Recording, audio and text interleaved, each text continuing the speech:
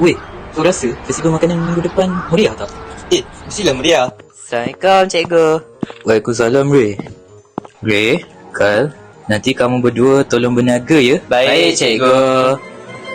Cepat. Buah-buahan murah sedang menanti anda. Seronoknya. Semua orang nampak ceria. Kal, saya nak pergi tandas sekejap ya? Okey, Ray. Tu bukan Lily ke? Kenapa dia bagi duit dekat diorang? Mungkin perempuan tu kakak dia kot. Kyle, tengok tu, Lily duduk dengan kawan dia. Tapi dia seorang saja yang tak makan. Kawan dia si Aisyah tu hancak makan. Gila. Lily, kenapa awak tak makan? Saya tak lapar.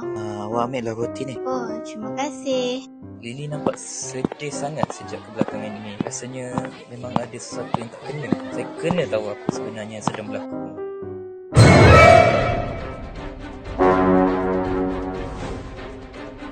Mana duit? Cepatlah. Jangan lembab boleh tak? Saya tak cukup duit hari ni.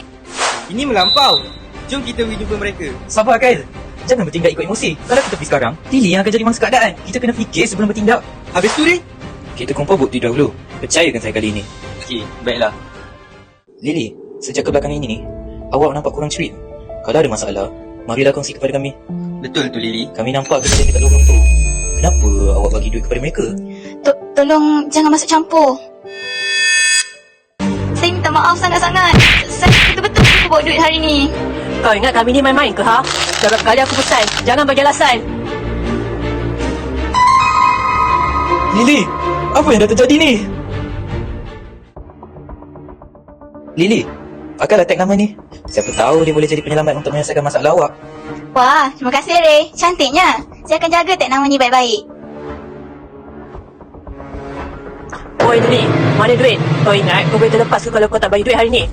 Saya betul-betul tak ada duit hari ni. Jangan nak bagi alasan. Kalau esok tak ada duit, siap kau.